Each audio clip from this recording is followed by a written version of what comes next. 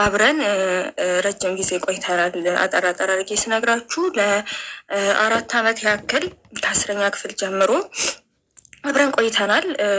ያው ብዙም በአካል አንገናኝም ተማሪ ስለሆነን ከቤትም ብዙም እኔም ለመውጣት ስለማይፈቀድልኝ ትምህርት ቤትና በስልክ ብቻ ነበረ። ከዛ ከ4 ዓመት በኋላ ብሬክአፕ ተፈጠረና ለ7 ወር ያክል ጠፍቶብኝ ነበር። ከዛ ሲመጣ አባቴ ከ7 ወር በኋላ ሲመጣ አባቴ ሞቶ ነበርና አባቴ በርስል ነበረ፣ በሰው እጅ ነው የተገደለው እና በሱ ምክንያት እኔም ታስሬ ነበር፣ ስልኬም ተወስዶብኝ ነበር። ለዛ ነው ብሎ ተመልሶ ወደ እኔ መጣና ድጋሜ ወደ ፍቅር ህይወት ገባን። እኔ በዛ ሰዓት ትምህርት ጨርሼ ስራ ይሰራው ነበር። የወንዶች ፀጉር ቤት በእጥበት ነበረ ምሰራው እና ከእናቴ ጋር ባለመግባባት ከቤት ወጥቼ ነበር። ያኔ ተከራይቼ ነበረ የምኖረው። ከዛ ወደ ህይወቴ ከመጣ በኋላ ይቅርታ አሜንዬ፣ ይቅርታ ያንቺ አባት በህይወት ነበር ማለት አንቺና እናትሽ ብቻ ነበር የምትኖሩት ከቤት ስትወጪ? ኖ አይደለም፣ አባቴም አለ። ሞር ግን ግጭቱ ከእናቴ ጋር ነበረ። ግጭቱም በሱ ምክንያት ነው። ማለት ነው ፍቅረኛሽን ታያልተውን በሚል ምክንያት 12ኛ ክፍል ላይ ያለውን ነበር የታወቀብኝ ከሱ ጋር ግንኙነት እንዳለኝ። በሱ ምክንያት ከቤተሰብ ጋር ግጭት ጋር ገባሁኝና ከቤት ወጣሁኝ። ግን እንደዛ መስዋዕት የከፈልኩለት ልጅ በዛ ታይም ምንም በማላውቀው ድንገት ተነስቶ ጠፋብኝ። ከዛ በቃ አንዴ ከቤት ወጥቻለሁ። ምንም ማድረግ ስለማልችል ራሴን ሰርቫይቭ ነው ማድረግ ያለብኝ። ተከራይቼ ነው የምኖረው። እንደምነግርሽ ባይዘዌ አዳማ ነኝ፣ አዳማ ናዝሬት ነኝ እና ራሴን እንዳልኩሽ የወንዶች ፀጉር ቤት በጥበት እየሰራሁኝ ከብዙ ፈተናዎች ጋር። የወንዶች ፀጉር ቤት በጣም ፈተና አለው። በጣም ሀቡዬ በጣም ከባድ ነው። ከብዙ ፈተናዎች ጋር እየሰራሁ ባለሁበት እንዳልኩሽ የ7 ወር በኋላ መጣና እንደዛ ብሎ ተመልሶ ወደ ህይወት የገባ። ከዛ ጥሩ ጊዜ እያሳለፈን ከ1 ወር በኋላ የደም መርጋት አጋጥሞኛል እና ለሕክምና ወደ ጀርመን ሊሄድ ነው አለኝ። ከዛ እሺ አልኩኝ። በጣም ከባድ ጊዜ ነበር 1 ወሩ ለእኔ በጣም ከምነግርሽ በላይ። ቀን በቀን ነበር ማለቅሰው፣ እሳላለው እንዲያድንልኝ። በጣም ከባድ ነገሩን እንዳረዝመው እንዳይሰለቻችሁ ነው ቶሎ ምለው። በጣም ከባድ ጊዜ ያሳለፍኩኝ። አወራርሽ፣ ቀልጥፍናሽ፣ አወራርሽ ጎበዝ ስለሆንሽ አይሰለችም። አትጨነቂ፣ ሪላክስ አድርገሽ ቀስ እያልሽ አውሪሽ ማለት ነው። እሺ እኔ እናት ክበሪልኝ እና 1 ወሩን በስቃይ ያሳለፍኩኝ። ከዛ ከ1 ወር በኋላ ልመጣ ነው። ቀን በቀን እናወራለን እና ስናወራ አንገቱ ላይ ፕላስተር እና ፋሻ አድርጎ ከአንገቱ በላይ አንገቱና ፊቱን ብቻ ነው የሚያሳየኝ። መንቀሳቀስ እንደማይችል በየቀኑ ደም እንደሚቀየርለት ነበረ የሚያወራኝ እና ቀን በቀን አለቅሳለሁ። እሱ በደወለ ቁጥር አምላኬ እባክህን አድንልኝ እያልኩኝ መሳል ነበር ስራዬ። እና እንደዛ ሆኖ ከ1 ወር በኋላ ልመለስ ነው። አሁን ሙሉ ለሙሉ ደህና ነኝ አለኝ። መጥቼ ኤርፖርት ልቀበልህ ስለው አይ እናቴ ስላለች አይመችም አለኝ። እሺ ያልኩት መጣ። ከመጣ በኋላ ጥሩ ጊዜ ያሳለፍን። ላገባሽ ነው የምፈልገው፣ ከቤተሰቦችሽ ጋር እንዳስታረቅሽ እፈልጋለሁ በእኔ ምክንያት ስለተጣላሽ እና ላገባሽ ስለምፈልግ ስራ አቁሚ አለኝ ማለት ነው። ስራ ላለማቆም ብዙ ታገልኩ፣ ግን በቃ አቁሚ፣ እኔ ስራዬ ሀረር ነው ታውቂያለሽ አለኝ። በእርግጥ ሀረር ነው ስራው፣ ረጅም ጊዜም ሀረር ነበረ። በስልክ በምናወራ ታይም ክላስ እሱ ከዚህ ከጨረሰ በኋላ ወደ ሀረር ነው የሄደው እና ሀረር ስለሆነ ስራዬ አግብቼሽ ወደ ሀረር አብረን ሄደን እዛ እየሰራን እንኖራለን አለኝ። እሺ አልኩት፣ አቆምኩኝ። ከዛ እንደዛ እያልን እናቴ እርጉዝ ናት፣ አሁን ደርሳለች፣ ኦልሬዲ 9 ወር ናት እና እሷ ከወለደች በኋላ ክርስትና ካስነሳች በኋላ የሽማግሌውን ነገር እንጨርሳለን አለኝ። እሺ ያልኩት ጠበቅኩኝ። ወለደች፣ ክርስትና ተነሳ። ግን አሁንም ምንም ነገር የለም እና ግራ እየተጋባው መጣው። እያየኸኝ ነው እንግዲህ ቤት ተቀምጫለሁኝ፣ ሜካፕ እማራለሁ በዛ መሀል እና ስራ ካቆምኩ በኋላ ክላሱም ስላለቀ ክላሱም አልቋል። ቤት ቁጭ ብያለሁ እንደምታየኝ ነኝ። አንተም ሀረር ስለምትመላለስ ይቅርታ አሜን። ትምህርቱን ስትተሹ ነው? ትምህርቱ በቃ 12 ተፈተንኩኝ፣ ውጤትም አልመጣልኝም። አቆምኩኝና ወደ ስራ ገባሁኝ። ስለዚህ ከእናትሽ ጋር ተጋጭተሽ ከቤት ወጥተሽ ቤት ተከራይተሽ መኖር የጀመርሽው የወንዶች ፀጉር ቤት እየሰራሽ በምትሰሪበት ገንዘብ የቤት ኪራይ እየከፈልሽ ነው? ራስሽን በራስሽ ነበር የምታስተዳድሪው? አዎ፣ ማንም የሚረዳኝ ሰው አልነበረም በሰዓቱ። እሱም እንዳልኩሽ ጠፍቶ በ7 ወሩ ነው የመጣው እና ስራ አቁሜ በጸጉር ቤት ደሞዝ ነው የቤት ኪራይ እየከፈልሽ እየበላሽ እየጠጣሽ እየለበሽ ራስሽን እያስተዳደርሽ ትኖር የነበረው በጸጉር ቤት ደሞዝ ብቻ ነው ማለት ነው? አዎ ደሞዝ እና ቲፕ አለው። ያው እጥበት ስለሆነ ቲፕ አለው አይደለ? እግዚአብሔር ይመስገን ገቢው ለራሴ ይበቃኛል፣ ለራሴ የሚበቃኝ ነበረ። በጣም ቀልጣፋ ስለሆንኩ ሜካፕ የምትማሪበት እዛው ጸጉር ቤት እየሰራሽ በትርፍ ሰዓትሽ ነው ሜካፕ የምትማሪው የነበረ? አይደለም ጸጉር ቤቱን ካቆምሽ በኋላ ስራ አቁሚ ሲለኝ እኔ ሜካፑን ፍላጎት ነበረኝ።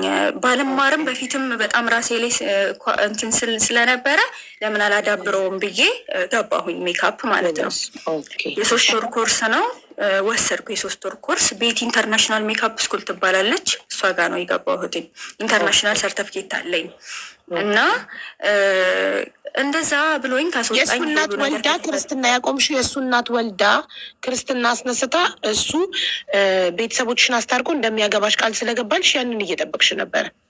አዎ እና ደግሞ የልጅነቴ ነው። ለምንም ነገር እንደነገርኩሽ ለሁሉም ነገር የመጀመሪያዬ ነው። 4 ዓመት ቆይተናል በፍቅር ተማሪ ሆኜ። ከዛ በኋላ ትምህርትም ካቆምኩ በኋላ እየሰራው በነበረው በ1 ዓመት ውስጥ በአካል ባንገናኝም እሱ ሀረር ስለሆነ በስልክ ነበረ ግንኙነታችን። የሁሉ ጊዜ አብሮኝ ስለነበር አምነዋለሁ። ምንም አይነት ጥርጣሬ የለኝም እሱ ላይ እና እሺ ብዬ አቁሜ እየሄደ መጣ። ጊዜው የሚለው ነገር እየተተገበረ አልሆናለኝ። ከዛ ደግሞ ከዚህ በፊት እናቱን በስልክ ያገናኘኝ ነበረ፣ በራሱ ስልክ ማለት ነው። እና አንዲት ደግሞ የአክስት ልጅ አለችው። እሷንም ያመጣና እኔ ጋ ያገናኘኛል ምናምን። እኔ ጋ ነው የሚያድረው ብዙውን ጊዜ ሲመጣ ከሀረር እና ግራ እየገባኝ መጣና ለምንድን ነው ማይፈጥነው ይሄ ነገር? ቁጭ ማለቴ ምንድን ነው ምናምን እያልኩኝ ስጫ ነው እሺ ምናምን እያለ እኔን መሸሽ እኔን መራቅ ጀመረ። ከዛ እኔ ፊት ስልክ አያወራም፣ ተነስቶ ይወጣል። ከዛ አባቴ ደህንነት ነበረ እና ስለዚህ በጣም ብዙ ሰዎች ይፈልጉኛል ይለኛል። እኔ ደግሞ የፍቅሬን አብረን የምንነሳቸውን ፎቶዎች ቲክቶክ ላይ ፖስት አደርግ ነበረ እና ፖስቱን ያስጠፋኛል ምናምን። እኔ በቃ በጣም በብዙ ሰዎች የምፈለግ ብዙ ጠላት ያለኝ ሰው ነኝ እና ተይ ምናምን ይለኛል። ቤተሰቦቼ እንደዚህ ናቸው ምናምን ነገር ይለኛል። እሺ በቃ ምናምን እያልኩኝ ዝም እላለሁኝ። ከዛ እንዳልኩሽ የደም መርጋት አለብኝ ብሎኛል እና አንድ ቀን ታመመና ቤቴ ትንሽ አዞረኝ ምናምን አለኝ እና ሐኪም ቤት ልውሰድህ ምናምን ስለው እምቢ አለኝ። እቤት ነው መሆን ያለበት፣ እቤት የምወስደው መድኃኒት አለኝ፣ እቤት ነው የሚሄደው ሲለኝ በጣም ግትር ብዬ ራሴ ነኝ የማደርስህ አልኩት እና በባጃጅ አደረስኩት ሰፈሩ እና ልክ እንደዚህ መዞሪያው ጋር ስንደርስ በቃ እዚህ ጋር በር ላይ ፍተሻዎች ዘበኞች ስላሉ ገቡሽም እኔ ራሴ እሄዳለሁኝ አለኝ እና ወረደና እንደዚህ ራቅ ብሎ ለአይኔ በሚታይ ርቀት ሄዶ እዛ በር ላይ ሄደ እና ቆመና አንኳኳ። ከዛ ሂጂ ሂጂ ብሎ በእጁ ምልክት ሲሰጠኝ እኔም ጥርጣሬ ስለሌለኝ እሺ ብዬ ሄድኩኝ። ቤቱ በጣም ትልቅ ነው፣ ሌክዠሪ ነው ምናምን። እሱ በሚያወራው ስታፍ ነው የነበረው ሁኔታ ማለት ነው። ከዛ ያው በቃ በማግስቱ ምናምን እየደወልኩኝ እንዴት ነህ ምናምን ለዋሉ ደህና ነኝ ተሻለኝ ምናምን እያለኝ ግንኙነቱ ቀጠለ። ከዛ በጣም በቃ እየቆየብኝ የሚያጠራጥሩ ነገሮች እያየው ከዛ ስልኩ ላይ ደግሞ በሚገርም ሁኔታ በጣም በሚያስጠላ ሁኔታ ቺት እንዳደረገብኝ የሚያሳይ ነገር አገኘሁኝ። ግን ማመን አልፈለግኩኝም። እንዳልኩሽ በጣም በምን አጋጣሚ ስልኩ እጅሽ ላይ ገብቶ እንደፈተሽ እኮ አልነገርሽንም። አዎ እንዴት መሰለሽ፣ ከሀረር እንደመጣ በጣም ደክሞኛል ትንሽ ናፕ ላደርግ ብሎ ጋደም አለ። ከዛ ቲክቶክ እያየ ነበር ጋደም ባለበት። ከዛ እጁ ላይ እንዳለ እንቅልፍ ወሰደው ስልኩ ሳይዘጋ ማለት ነው። ከዛ እውነት ለመናገር ቲክቶኩን ለመዝጋት ነበረ ስልኩን ያነሳሁትኝ ከእጁ እንዳይረብሸው ማለት ነው። ከዛ አንስቼ እንደ አጋጣሚ ነው እኔ እግዚአብሔር ነው የምልሽ ማርያምን አስቤም አይደለም እንዲህ አይነት ነገር አገኛለሁ ብዬ አይደለም። ዝም ብዬ እንደዚህ እየጎረጎርኩኝ ቴክስት አገኘሁ። እንዴ ምንድን ነው ብዬ ደንግጬ እሱን እያየሁኝ እንደገና ቴሌግራም ላይም እንደዚህ አይነት በቃ ማይሆን የሚያስጠላ ነገር እዚህ ሚዲያ ላይ ማይወራ ነገር አገኘሁኝ እና በጣም አለቀስኩ። ለምን አልኩት እና በአንዴ ይቅርታ እሺ አልኩት። እሱን ማጣት ስለማልፈልግ በቃ ድጋሚ እንዳትደግመው አልኩት። ምን ምክንያት ነው የሰጠሽ? ይቅርታ ሲጠይቅሽ አላመንልኝም። ምን እንዳለኝ ታውቂያለሽ? የጓደኛዬ ፍቅረኛ ናት እና በእኔ ስልክ ስለሚያወራት ነው ቴሌግራሙ። እሺ ቴክስት ውስጥ ታዲያ ምንድን ነው? አይ የቆየ ቴክስት ነው እሱ ጋር ስልኩ ያለ መስሏት ነው ምናምን አለኝ። እንዳልሆነ እኮ ያስታውቃል ነገሩ ግን የኔን የማፍቀር ጥግ የማመን ጥግ ነው ልነግርሽ የፈለግኩትኝ። በቃ እሺ ብዬ ላለማጣት እሺ ብዬ ተቀበልኩኝ ያንን ሁኔታ። እንግዲህ ይህም ነገር ተፈጠረ እንዳልኩሽ ብዙ የሚናገራቸው በፊት ላይ የሚናገራቸው የነበሩ ነገሮች በቃ እንዴት ነው ይሄ ውሸት ምናምን ብዙ ማግኘት ጀመርኩኝ። ይህም ነገር በጣም እየተንቀረፈፈ በጣ የሽምግልናው ነገር ማለት ነው። ከዛ አይ በቃ እኔ ስራ መጀመር አለብኝ፣ አይምሮዬ በጣም ተጨነቀ፣ ስራ የለመድኩ ልጅ ነኝ፣ አይሆንም ምናምን ነገር ስለው ስራም እንድጀምር አይፈልግም፣ ከሰው ጋር እንድገናኝ አይፈልግም። እና እንደዛ ስለው በቃ እሺ አሁን እንልካለን አለኝ። ምን ወር ላይ መሰለሽ? አሁን የቅርብ ታሪክ ነው ባይዘው፣ ይሄ የ3 ወር ታሪክ ነው፣ ከ3 ወር በፊት የነበረ ታሪክ ነው። ኦኬ። እና ልክ ጥር ላይ ምናምን ነገር ነው አሁን እንልካለን በቃ አለኝ። ለቤተሰቦች አሳውቂ አለኝ። እኔ ስለፈራው ቆይ ነገሮች ይስተካከሉ እና እንደሚሆን እናደርጋለን። ያው ከቤተሰቦች ጋርም የመታረቂያ ምክንያት ነው ይሄ እና በጣም በቃ ቸኩ ያለው ደስ ብሎኛል። ነገሮች ከእናቴም ከአባቴ ጋርም እንዲስተካከል ፈልግ ያለሁኝ። በዚህ መሀል በነገራችን ላይ እናትና አባቴ እኔ ከቤት ከወጣሁ በኋላ ተፋተዋል። እናቴ እህቴን ታናሽ እህት አለችኝ፣ እሷን ይዛ ነው የምንኖረው። አባቴ ደግሞ በአንቺ ምክንያት ነው? አንቺ ከእናትሽ ጋር ተጣልተሽ ለፍቅረኛሽ ስትይ ከቤት ስለወጣሽ? አይ አይደለም፣ በግላቸው በፊትም በጣም ይጣሉ ነበረ እና ታሪኩን ወደኋላ ላለመመለስ ነው። ግን ያኔ የምነሱ በሚጣሉ ጊዜ እኔ በጣም በቃ የቤቱ የመጀመሪያ ልጅ ስለሆንኩኝ በጣም ጭንቀት ስለሚያጠቃኝ 10ኛ ክፍል ላይ እያለሁ መድኃኒት ጠጥቼ ሆስፒታል ገብቼ ነበር፣ ራሴን ለማጥፋት ለመጀመሪያ ጊዜ ማለት ነው። በእናትና አባትሽ? እና አባቴ በጣም እኔን ይጫነኝ ነበረ። በጣም በቃ ለእናትሽ ታግዣለሽ ይለኛል። እናቴን ስለሚጠራጠራት እና የመጀመሪያ ኦኬ። ቶታል ስንት ናችሁ ልጆች? ሁለት ነን። ሁለት ብቻ ነው? እና ታናሽ እህት ሴት ናት እሷ? ትንሽ ገና አሁን 12 ዓመቷ ነው። ኦኬ። እና ብቻ ነው እንግዲህ እንዳልኩሽ እኔ ላይ ነው እና ለእናትሽ ታግዣለሽ፣ ለእናትሽ የምትደብቂላት ሚስጥር አለ እያለ አባቴ በጣም እኔን ሜንታሊ ጎዳኝ ነበረ። 10ኛ ክፍል ማለት ገና 15 ዓመቴ ነበረ።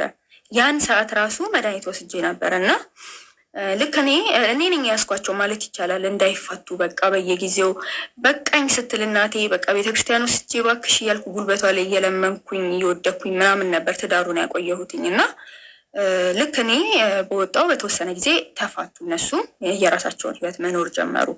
እና ወደ ቦታው ስመልስሽ ልጁ እንትን አለኝ። ቤተሰቦቼ ያው ባለስልጣን ነው ምናምን ነገር አላልኩሽም? አባቴ ባለስልጣን ነው። እናቱ ደግሞ አባትየው ከሞተ በኋላ ሌላ እንጀራ አባት አግብታ እየኖረች ነው እና እንጀራ አባትየውም ባለስልጣን ነው እና አባትን ባለስልጣን እንጀራ አባትን ባለስልጣን። ማሻላ እናቱ ባለስልጣን እየመረጠች ነው የምታገኘው። ይህ እናት መጨረሻውን ስትሰሚ በጣም እንደምትዝናኛ አይ ነው። ከዛ እናትየው ደግሞ ብርሃን ባንክ ማናጀር እንደሆነች ነው ማውቀው። እንግዲህ በስልክ ያገናኘኛል እንዳልኩሽ፣ በአካል አያገናኘኝም። ፎቶ አለኝ ግን በአካል አያገናኘኝም። በስልክ በራሱ ስልክ ያገናኘኛል አንዳንዴ። ከዛ ሽምግልናውን ሲታሰብ እኔ ወደ ሀረር ሙቭ ስለምናደርግ ብዙ ነገር ያስፈልጋል እና በጣም በትንሹ ወጪ እንዲሆን ነበር የፈለኩት። እሱ ሀብታም ነኝ የባለስልጣን ልጅ ነኝ ምናምን ቢልም እኔ ለድግስ የሚወጣውን ወጪ ወደ ራሳችን ህይወት አድርገን በቃ ህይወትን በደንብ ሰርቫይቭ እንድናደርግ ነበር የፈለኩት። ምክንያቱም እኔ በጣም ድሃ ባይባልም በቃ መካከለኛ ኑሮ ያላቸው ቤተሰቦች ውስጥ ነው ያደግኩት። ከዛ ደግሞ ስወጣ ራሴን በራሴ ነው ማስተዳደረው እና ብዙም ፋይናንሻል ጥሩ አይደለሁኝም። ስለዚህ ለድግስ ብር መውጣቱ ጥሩ መስሎ አልታየኝም እና ሽምግልናውን ብቻ ጠዋት ላይ ያደርገን በቃ ቀለበት ራሳችን እናደርጋለን፣ ወደ ህይወታችን ነበር የኔ አላማ። ከዛ እሱ የቤተሰቦቼ እንደዚሁ ዝም ብዬ ያለ ሰርግ ያለ ቀለበት መውጣት ስለማልችል ቢያንስ ሰርጉ ይዘግይ ግን ቀለበት መደረግ አለበት ብላለች እናቴ። ስለዚህ ጠዋት ሽምግልና ከገባ በኋላ አንቺ ጋር ማታ ላይ ደግሞ ሆቴል ግዴታ ቀለበት ማሰር አለብን አለኝ። ከዛ ሆቴል እሺ ለምን የሆቴል ወጪ ብዙ ነው ስለ ኧረ በጭራሽ አይሆንም አለኝ። ሀይሌ ሪዞርት ታውቂዋለሽ መቼም ብዬ አስባለሁ። ሀይሌ ሪዞርት ነው መሆን ያለበት ግዴታ አለኝ ማለት ነው። ኧረ እሺ ቢያንስ ቀነስ ያለ ቦታ እንኳን ስለው ምን ጨነቀሽ አንቺ ቤተሰቦቼ ናቸው እኮ ሙሉ ከበር የሚያደርጉት ምናምን አለኝ ማለት ነው። እሺ ኦኬ በቃ ብዬ ሀይሌ ሪዞርት ወሰደኝ። አርብ ቀን ነበር ቀኑ። ወሰደኝና ትላንትና ከእናቴ ጋር መተን አይተናል። ጋርደኑን የመረጥነው አንቺ እና ወስኝና እንከፍላለን ብለን ነው አለኝ። እሺ ብዬ አየሁኝ። እሺ ጥሩ ነው አልኩኝ። መስማማት ነው ያለኝ አማራጭ። ከዛ ሀይሌ ከምሰራው ሱፐርቫይዘር ጋርም አገናኘኝና በጣም እነሱም ተንከባክበው በቃ እንትናሉን ምናምን መጠጥ ዝርዝር ሙሉ ወጪ ምናምን እዛው ተደማመረና በቃ ነገ ከእናቴ ጋር መጥቼ እከፍላለሁኝ አለኝና ወደ ቤት ተመለስን እና ወደ 2 ሚሊዮን ብር ደርሷል ኦልሬዲ ሲደመር አንድ ላይ ከነሽምግልና ወጪ ማለት ነው። እና እኔ ያው ሁሉ መውጣቱም አልፈለኩኝም። እሺ አልኩኝ። ወደ ቤት ተመለስኩኝ። ዓርብ ዕለት ቅዳሜ ዕለት እኔ ጋር አላደረም ቤት ልደር በቃ አለኝና እስከዛሬ ነገር አይደለም። ወጪውን ማን ነው የሚያወጣው? ክፍያው የሚከፍለው ማን ነው? እናቴ ናት የምትከፍለው ነው የሚለው። እሱም ብር እንዳለው እሱ ብር እንዳለው ሀብታም ስለሆነ የባለስልጣን ልጅ ስለሆነ ስለዚህ እሱ ነው ከቨር የሚያደርገው። አንቺ ምንም አታወጭም። አዎ እኔ እንደዛ ነው እያለኝ የነበረው። ሲጀመር ላወጣም ብል ከየትም አላወጣም። እኔ ምንም የሌለኝ ሰው ነኝ። አዎ እና መውጣቱንም አልፈልግም። እንደነገርኩሽ ነው 2 ሚሊዮን ለእኔ ቢሰጠኝ የሰርጉ ወጪ ቀርቶ 2 ሚሊዮን ቢሰጠኝ ምን የመሰለ ፀጉር ቤት ከፍቼ ስራ ነው መስራት የምፈልገው። ምክንያቱም እድሜ ቀልድ አይደለም። ሰው ቤት ተቀጥሮ ከመስራት እንደዚህ መስራት ይሻል ነበር እና ያንን ነው ሀሳቤ። ግን አይሆንም ስላለኝ እሺ ብያለሁ። ከዛ እንዳልኩሽ ዓርብ ነው ያ ቀን አለፈ። ቅዳሜ በማግስቱ ጠዋት 4 ሰዓት ላይ ደወለልኝ እና ሄደን ከፍለናል ጨርሰናል አለኝ ማለት ነው። ከዛ እሺ በቃ አልኩት እና ከሰዓት ደግሞ ዲጄ እና ዲኮር እኔና አንቺ እናዋራለን ለእሷ እንድናቀልላት ለእናቴ እና ቀጠሪ ሰው ደዊና አጣርተሻለኝ። እኔም ደዋውዬ ምናምን ጥሩ የሚባለውን ቀጠርኩኝ ለከሰዓት። ከዛ ከሰዓት ላይ 9 ሰዓት ነበር ቀጠሯችን። ብደውል አያነሳም፣ ወይ ቢያነሳም ቆይ አንዴ ስራ አለኝ ምናምን ነገር ይለኛል። ከዛ እንዳልኩሽ ከዚህ በፊት የነበሩኝ ጥርጣሬዎች ነበሩና በጣም በቃ ውስጤ ከነከነኝ። እንደ ቀልድ 11 ሰዓት ሆነ ምናምን ወይ አይ ሌላ ቀን አላለኝ ምናምን እንዴት ነው እያረሳሳ ለማድረግ እንደሆነ ያስታውቃል። ከዛ ሀይሌ ሪዞርት ብዬ ቲክቶክ ላይ ፈለኩኝና ስልክ ሳገኝ ደወልኩኝ። ከዛ አዲስ አበባ ነበር እንዳጋጣሚ ያ ስልክ። ከዛ ከአዲስ አበባ የአዳማን ብዬ ተቀበልኩኝ። ከዛ አዳማ ደውዬ ደግሞ የሱፐርቫይዘሯን ስልክ ባካችሁ ትናንት እንደዚያዎች ነበረ ምናምን ነገር ብዬ አወራኋቸው። ከዛ እሺ ብለው የልጅቷን ስልክ ሰጡኝ። ደወልኩላትኝ፣ አወራኋትኝ። ከዛ ይቅርታ ባለቤቴ እንደዚህ ትላንትና ሙሽራ ነኝ እና ስልኩን አላነሳለኝ እና ከትንሽ ደቂቃ በፊት አንቺ ጋ ነኝ ብሎኝ ነበረ ስላት፣ ኧረ አልመጣም ምን ሆናችሁ ነው ዛሬ እንመጣለን ብላችሁ ምናምን አለችኝ። ጋርደኑ ደግሞ አይፈቀድም እና አስፈቅጄላችሁ ምናምን ስትለኝ አልመጣም አልኳት። አዎ አልመጣም። የምርሽና ማመን አልቻልኩኝም። ከዛ ደወልኩኝና እንደዚህ እኮ አለችኝ። አባት ምንድን ነው አይልሽም እንዴ ምናምን ስለው ለምን ደወልሽ ምናምን ብሎ ተቆጣኝ፣ በማላውቀው ሁኔታ ማለት ነው። እንደዛም ተቆጥቶ አያውቅም። ከዛ አይ ግራ ስትገባኝ ነው ስልክ አላነሳ ስትለኝ ነው ስለው፣ አዎ እናቴ ለጊዜው 500 ሺህ ብር ነው የሰጠችኝ እና እኔ ደግሞ ያለኝን ብር እንትን ላይ እቃ ላይ መድኃኒት ያስመጣል እና ለእኔ ያለኝ ማለት ነው እሱ ላይ ስላለ አልተለቀቀልኝም ገና እና እንዳትጨነቂ ብዬ ነው እንደዛ ያልኩሽኝ እና አልተከፈለም ግን ነገ ከፍላለሁኝ አለኝ። እሺ በቃ ብዬ አመንኩትና ዝም አልኩኝ። ከዛ በማግስቱ እሑድ ነው እንግዲህ መጣ ምናምን ነገር ስለው አይ እናቴ እንትን አለችኝ አለኝ። በጣም ፈጠናችሁ አለችኝ አለኝ እና ስለው ትንሽ ቀዝቅዙ ብላናለች ምናምን አለኝ። ከዛ ምንም በቃ መናገር አልቻልኩኝም። እንዳልኩሽ ከጓደኞቼ ከሁሉም ነገር ነጥሎ ቤት አስቀምጦኛል። ካለሱ የሚታየኝ ነገር የለም። በጣም ነው የምወደው፣ በጣም ነው የማፈቅረው። በቃ ያለሱ ሰው የለም ለእኔ በምድር ላይ እና ከዛ ምን አደረግኩኝ? ያው ሴጣን ይገፋፋል። መጀመሪያ ስለጀመርኩት እኔ የራስን ማጥፋት ነገር ተነስቼ መድኃኒት ውስድ ያደረግኩኝና ሽንት ቤት ውስጥ ቁጭ አልኩኝ ማለት ነው። ይቅርታ እዩ የምትባይ ልጅ ማለት ነው የራሷ ታሪክ ነው። ራሷ ልጅቷ ባለ ታሪኳ ናት። ሚዩት አርጓት ጋይስ።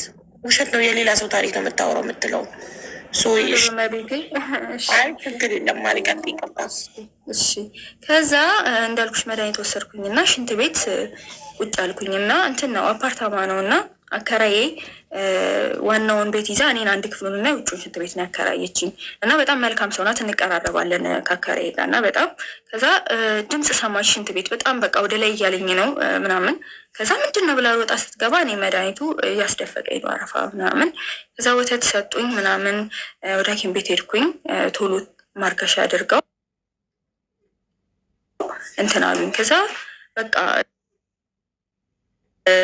እንግዲህ እንዳልኩሽ ነው እኔ እሱን ካጣው እንደምሞት ነው እንትን የምለው እና እዛ ጋ አየ። በጣም ደነገጠ፣ ሁሉም ደነገጡ። ታይ በቃ ምናምን ነገር አለኝ። ሁሉንም ዛሬውኑ ከፋፍላለሁኝ አደርጋለሁ ሁሉንም ነገር አለኝ። እሺ ያልኩትኝ እሁድ አለ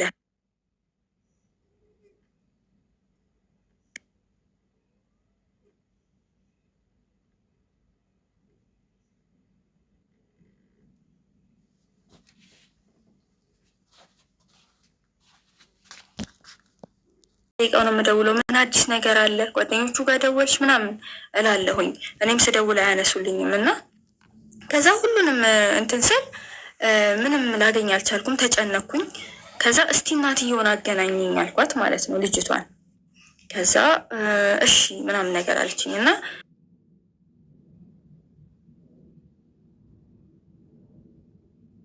አገናኘችኝ። እናትየው በጣም በቃ የእናት ሊናገር የማይችለውን አይነት ነገር ተናገረችኝ። እኔ ለእናንተ ክብር የሁሉ ነገር አዘጋጅቼ የባለቤቴ ዘመዶች መጥተው ምን አይነት ክብረ ቢሶች ናችሁ? ቆይ ከዚህ በኋላ እንዳይመጣ እዛው ይዘሽ አኑሪው፣ ከዚህ በኋላ አይኑን ማየት አልፈልግም፣ ባለጌዎች ናችሁ ምናምን አለችኝ ማለት ነው በልጅቷ ስልክ። ደነገጥኩ። እኔ እዚህ ጋር ፍቅረኛ ሆኜ የሆነ ነገር ሆኗል ብዬ እያሰብኩ እየተጨነኩ ለምንድን ነው እናትየው እንደዚህ የምትሆነው? ምን አጥፍቶ ነው ብዬ በጣም ተጨነኩኝ። እንዳልኩሽ እናትየው እንደዚህ ብላኝ፣ እኔ ግን አሁንም የሆነ ነገር እንደሆነ ወይ አሞት ወድቆ ወይ ስልኩን ሊሰርቁት ብለው ማጅራት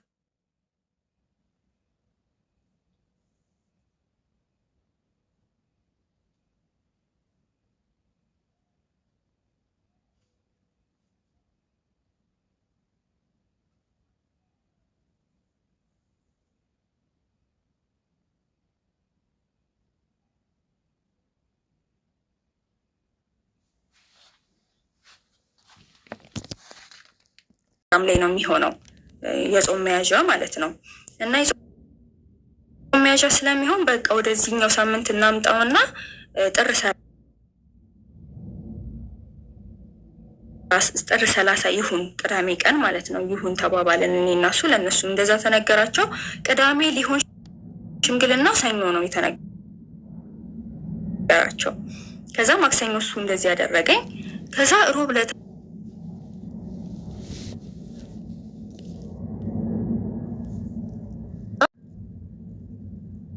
የለኝም ምንድን ነው ወደኋላ ባክ እያረኩኝ የሚፈጠሩትን ትንንሽ ክስተቶች አሁን እዚህ ጋር ሁሉንም መዘርዘር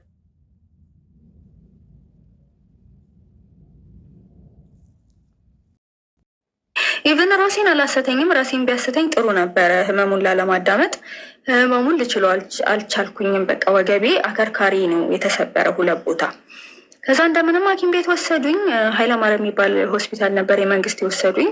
ከዛ እዛ የዛን ዕለት አርብ ነው እንዳልኩሽ 1 ሰዓት አካባቢ ነው የወደኩት ማታ ላይ። ሌሊቱን ሙሉ በቃ ማስታገሻ ቢሰጠኝም አይሰራም። እንትን ተነሳሁኝ። ይሄ ሙሉ ሲቲ ስካን ነው የሚባለው፣ እሱን ተነሳሁኝ። ከዛ እጄ ላይ ስብራት አለ። የእጄን አወቁ የእጄን ስብራት። ከዛ እሱን በጀሱ ገጠሙልኝና እኔ እግሬ በጣም እግሬ ነው የምለው፣ እግሬ፣ ወገቤ፣ ሙሉ ሰውነቴ የቱ ጋር ምን ያህል ህመም እንዳለ የትኛው ጋር እንደሆነ እንኳን ግልጽ መናገር አልቻልኩኝም። ደም ስለሌለ ደግሞ ከፎቅ ነው የወደቀችው ሲሉ ራሱ ምንድነው የምታወሩት ምናምን ዶክተሮቹ ይላሉ። እና የመንግስትም ስለሆነ ብዙም ትሪት የለውም። በጣም ከባባድ ደም እዛ ጋር ስለሚታይ እኔ ደግሞ ደም ስለሌለኝ ብዙም እንትን አላሉኝም፣ ችላሉኝ። እኔ ግን በጣም እጮሃለሁ። በጣም ስቃይ ነው። አክስቶቼ አከራዬ ናት ይዛኝ ወደ ሆስፒታል ሄደችው። አክስቶቼ ምናምን አጎቶቼ ጋር ተደወለ፣ እናትና አባቴ ጋር አልተደወለም። እና ከፎቅ ላይ እንደወደኩኝ ራሴ ተናገርኩኝ እንጂ ያየኝ ሰው አልነበረም። እና መጀመሪያ እንደውም ከፎቅ አልመሰላቸውም። ሁለተኛ ፎቅ ላይ ነው አይደል ራሴን ጣልኩ ያልሽ? አዎ። ማለት ስትወድቂ ራስሽን አልሳትሽም? አልሳትኩኝም። በሚገርም ሁኔታ ወገቤ ብቻ ነው የተሰበረው። አጥንቴ ተሰበረ። አከርካሪ ይሄ ዋና ሰውነታችን የሚይዘው አከርካሪ ያለ አይደለ? ጭንቅላትሽን አላገኘውም መሬት ጭንቅላቴን አላገኘውም። እኔ እንዴት ተአምርም ነው ይሄ፣ የፈጣሪ ተአምርም ነው።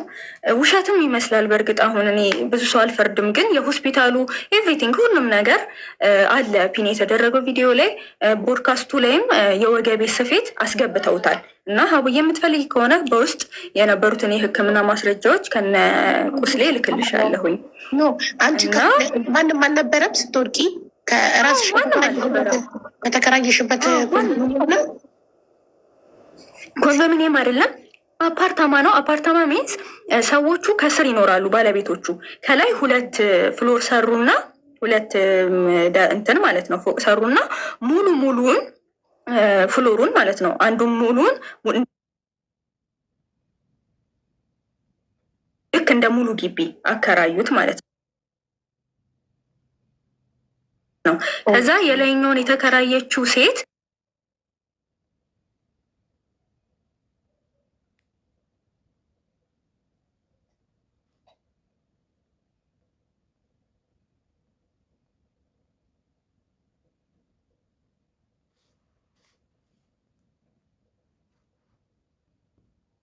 ነበር ለማደንዘዣ የሚሰጡኝ እረፍት የሚሰጠኝ። ከዛ ተመልሶ ይነሳል እና በጣም ደግሞ ከወሰድኩኝ እንደ እጽ ነው እና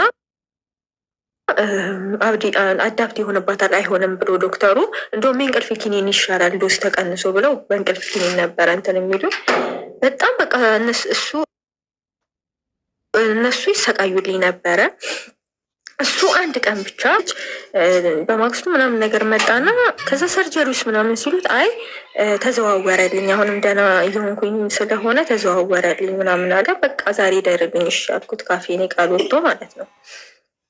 ከዛ እሺ አለ። በቃ ግራ እምቢ ላለ ማለት ምክንያቱም አላድርም ካለ እዛ ጋር ሙሉ ቤተሰብ አለ እንግዲህ እንዳልኩሽ እና የሰማ ሰው ምናምን በሙሉ እየመጣ አይዞሽ ያለኝ በቃ ሁሉም ሰው ስለነበረ እሺ በቃ አለ። ከዛ ከአንድ አጎቴ ጋር ነው ይሄ ሊመታው ከነበረው አጎቴ ጋር ሊመታው የነበረው አጎቴ አዝኖለት ጭራሽ ይንከባከበዋል ምናምን ነገር። ከዛ ከሱ ጋር ደሩ እሱ አንዴም ተነስቶ ቼክ አላደረገኝም። ይሄኛው አጎቴ ግን ሌሊት በየደቂቃው ነው እንግዲህ ነርሶቹንም እየጠራሁኝ ማስታገሻው የሚሰጠኝ ምናምን ነገር። ከዛ ግሉኮሴ ቼክ ይደረጋል ብዙ ነገር። ከዛ ካኑን ላይ ደግሞ ይጠፋል፣ ከእጄ ላይ ደም ስሬ ይጠፋል። ምግብ እንዳልኳችሁ አርብ፣ ቅዳሜ፣ እሁድ፣ ሰኞ፣ ማክሰኞ ነው የበላሁት። ለ5 ቀን አልበላሁኝም እና ደም ስሬ ጠፍቷል። በቃ ጣረሞት ነው የምመስለው እና በየሰዓቱ ካኖን ላይን ይፈልጋሉ እየመጡ ደም ስር እያጡ እሱ አለ ምናምን እና የዛን ቀንም አጎቴ በጣም ሲሰቃይ አደረ አብሮኝ።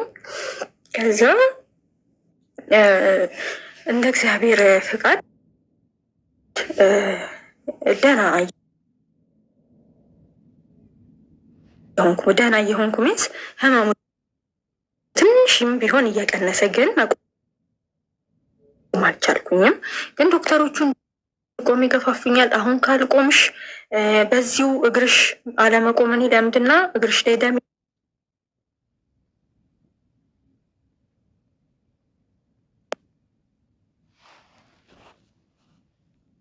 ተቀነሰ በትራማዶልም ቢሆን እንትን እላለሁኝ ትንሽ ረገብ ብላለሁ። እዚህ ማደንዘዥ ማስታገሻው አይሰራም። ምን ልሁን በቃ ጠዋት ቀን ማታ ማልቀስ ነው። ሌሊት እናቴ አብራኝ ማልቀስ እንዳልኳቸው አባቴ አይገባኝም አለ እና የአባቴን ቤተሰቦች ከዛ በኋላ እየሸሹ መጡ እና የተወሰኑ የእናቴ ቤተሰቦች ጓደኞቼ እና እናቴ ተሰቃዩ። በቃ ከዛ አንዲት የምታግዘን ልጅ ደግሞ ነበረች ከድሮ የምናውቃት እና እሷም በቃ ሌሎች ስራዎቿን ተወች እና ቀን ቀን ትውልልኛለች። ያው ማታ ላይ ደግሞ እናቴ በጣም በቃ ስቃዩን ልነግራችሁ አልችልም። የእናቴ ስቃይ ደግሞ ከኔ ይበረታል። ድንገት እንኳን ወይ ለሆነ ጉዳይ ወደ ሳሎን መታ እኔ ካልኩኝ ተንደርድር እስቲል አሁን ድረስ ብልዙ አለ። በቃ እንዴት እንደምትሆን ሰለለች፣ ቅጥናለች ከኔ እኩል በቃ ተጎዳች። በቃ ከኔ ጋር ተሰቃየች። ከኔ ስቃይ በላይ የእሷ ስቃይ በጣም የከፋ ነበረ እና እያየኋት ሁላ ማዲያ ተወጣች እኔና ከዛ አልበዛብኝም፣ እግዚአብሔር ይመስገን የእሷን ማምላክ ይመስለኛል። እና እንዳልኩሽ የተሰራሁት በአንድ ነው። እስከ 16 ነው እንደዛ የተሰቃየሁትኝ። ከዛ በ16 በኪዳነ ምሕረት ቀን ድጋሚ ድንገት ቼክ ለማድረግ ነው የቆምኩት። ለመቆም የሞከርኩት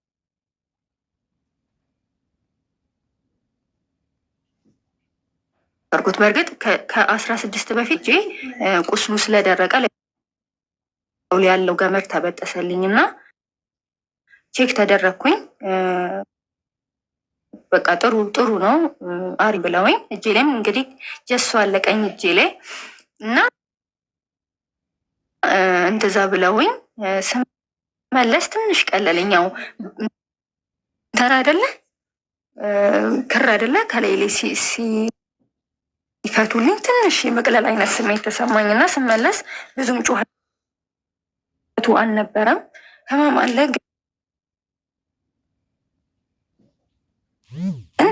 ብዙም ነገር ግን አያቸው አይደል እናት መቼም ልጇንም አተው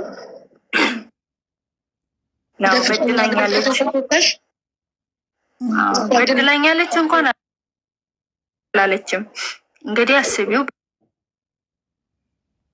በድያት አላቆምም ብዬ ረግጬ ነው የወጣሁትኝ እና አንዳንዴ ይሄ ሁሉ ነገር የሰራሁት እናቴ ላይ የበደልኳት ነው ብዬ ነው ወላ አንዳንዴ ማስበው ታውቂያለሽ። እና ስመለስ እንዳልኩሽ በጣም ቀለል አለኝ። ከዛ በ16 ሞቀ ውሃ ፎጣ እያደረገች እያጸዳች እንዳልቆሽሽ ሰው ስመጣ ሰው ሊጠይቀኝ ሲመጣ እንዳልሸተው እምር አድርጋ ነው የያዘችኝ። እንደዛ ታምሜ ራሱ በቃ ጭራሽ እንዳልሳቀቅ እንደ ልቤ እንድሆን በትልልቅ ዳይፐር የትልልቅ ሰዎች ዳይፐር አለ በሱ እየተቀበለች ነው ከኔ ጋር። አልተጸየፈችኝም፣ ሸተተኛ አትልም ምንም። በቃ ወላ እኔ ሚይዘው ይመስላታል ሽንቴ ላለምን እና የዚህን ያክል ነበረ እና በ16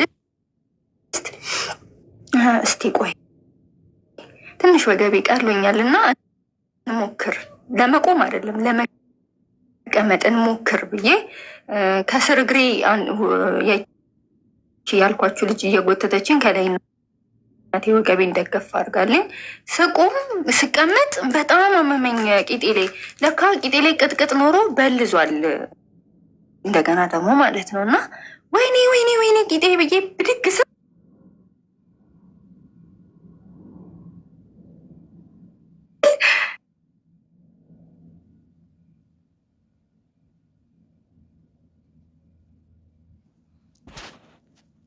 ምክንያቱም እኔ በጣም እንዳልኩሽ የነበርኩበት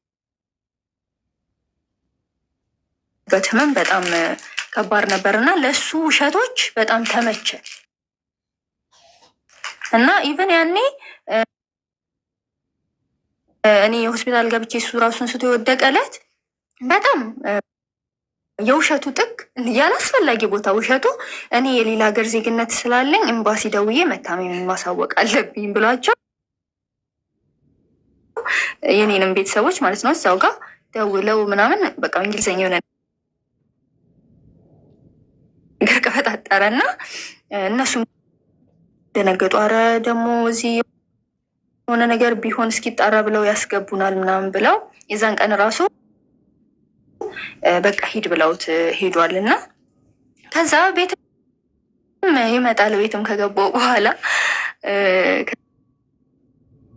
ከዛ ምን አለኝ አንገቱ ላይ የሆነ እንዴ ተነሳ እንዲ ድጋሚ ምናምን ነገር አልኩት። እኔ እንግዲህ ሙሉ ለሙሉ አላገገምኩኝም፣ ህመም አለ። ግን ቀስ እያልኩኝ እየተንገዳገርኩ ያው መቀመጥ ይከብደኛል። ትንሽ እራመድና እተኛለሁኝ። ከዛ ደግሞ ተመልሼ እንደዛው ቤት ውስጥ ነው ያ ነገር የነበረው እና ህመሙ ነበረ፣ በጣም ከባድ ነበር። የእጄም ነበረ ምናምን ነገር። ከዛ አንገቱ ላይ እንደዛ አድርጎ መጣ። ከዛ ተነሳ እንዲ ድጋሚ በሽ ከዛ ኦልሬዲ ልጁ እንደታመመ ሲያስመስል የነበረው ገንዘቡንም እንዳይጠየቅ ነው። ያንንም 50,000 ብር በቃ ምንም ነገር ካላደረገ የሆነ ነገር አለው ተብሎ እንዳይጠረጠር ነበር። እና መሄድ አለብኝ ወደ ጀርመን አለኝ ድጋሚ። እና እሺ ከማን ጋር የምትሄደው ምናምን ነገር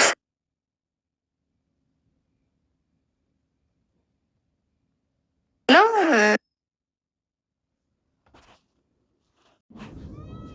ጃለውኝ እና እዛ ብሽቅጥቅጥ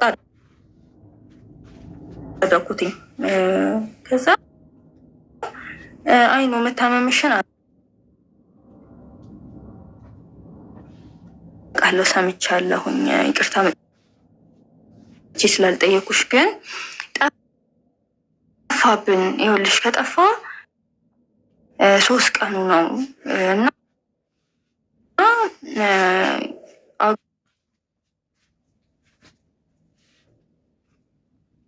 አጎቱ አለኝ። ያው አጎቱ ምላችሁ አጎቱ ስለሚያው ነው የአክስቱ ባል። መስታወት እዘዝ ብሎ ማግኘት የምችይበት ወይ አግኝተሽው ከሆነ ምናምን እስቲ ንገሪኝ ምናምን ነገር አለኝ ማለት ነው ጓደኛው። ከዛ ኧረ እኔ ከ3 ቀን በፊት ደውሎ ነበረ፣ ከ5 ቀን ምናምን በፊት ደግሞ ምንድን ነው ምናምን ነገር ስለው ምንድን ነው የምታወሪው ምናምን ነገር አለኝ። ከዛ ግራ እየተገኝ ደዋዊ ምናምን አለኝ። ብደውል ስልኮቹ አይሰሩም። ሁሉም ኢሞ ላይ፣ ዋትሳፕ ላይ፣ ኤቭሪቲንግ ላይ ያለኝ ኮንታክት ላይ በሙሉ ደውል አይሰሩም። ከዛ መልሼ ደወልኩ እና ኧረ አይሰራም ምን ሆኖ ነው በእግዚአብሔር ምናምን ብዬ ድጋሚ እኔ ሌላ ጭንቀት ሌላ ቴንሽን ውስጥ ገባሁኝ እና ከዛ አይ እኔ እንኳን እንደዚህ ነው ራሴን ለማጥፋት እንደዚህ ነው። ራስሽን የወረወርሽው አለኝ። አዎ ስለው በኢየሱስ ስም እናውራሽ ቆይ ምናምን ነገር አለኝ እና ከእናትየው ጋር ላወድ አድርጎ ስልኩን እኔ የውልሽ የዋሸውሽ ነገር የዋሸውለት እንደ ጓደኛ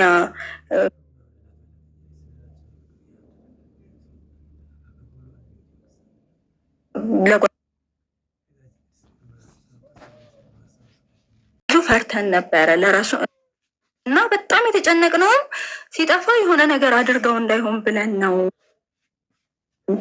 ብሩ አልነበረም ሳስበን በሰዓቱ ምናምን አሉ። ከዛ በቃ በጣም አዘኑ። ሲሆን በጣም አዘነች። ሁሉም በጣም ከብሩ ከምኑም ከሁሉም ነገር በላይ እኔ እዚህ ጋር የሆንኩት የጤና ሜንታሊ ኤቭሪቲንግ እናቴ ጋር የነበረው ሁሉም ነገር ጉዳቴ፣ እድሜ፣ ኤቭሪቲንግ ልጅነቴ እንደ ትናደዱብኝ የነበረው ይሄ ሁሉ ነገር አውቄ ራሱ በቃ ሴጣኑ ጸበል እናስጠምቀዋለን ያልኩት እና የዛ ሰዓትም እያፈቀርኩትኝ ነበረ። ማፍቀር መተው አልቻልኩም። ይሄ ሁሉ ነገር ሰምቼ ስቲል ማለት ነው። እና ምን አልኩት ለጓደኛው እና ለእናትየው እስቲ በቃ እሺ እንደምንም የሚመጣ ከሆነ እንዲመጣ እናደርግና ከጠፋበት ብሩን በቃ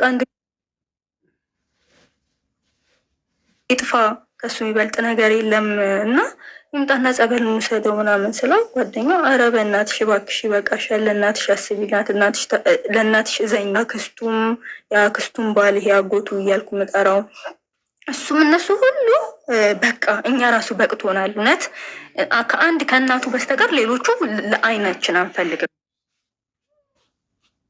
በቃ ለአይናችን እንድናየው አንፈልግም ነው ሲሉ የነበሩት። ግን እናትና የኔም እናት እኔም በድያት ተቀብለኛለች። የእሱም እናት ይምጣና በቃ እያየሁት ቢያንስ እያየሁት ይኑር፣ ጥፋት ቢያጠፋም እናት ነኝና መተው አልችልም ብላ ነው እናትየውም።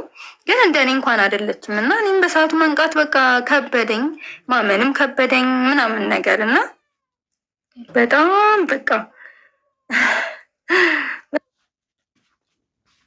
በጣም ከባድ ሁኔታ ነበረ። ይሄ ነገር ከተፈጠረ ካወራን በኋላ ከቀናቶች በኋላ ደወለ። ሌሊት ላይ በቴሌግራም ሲደውል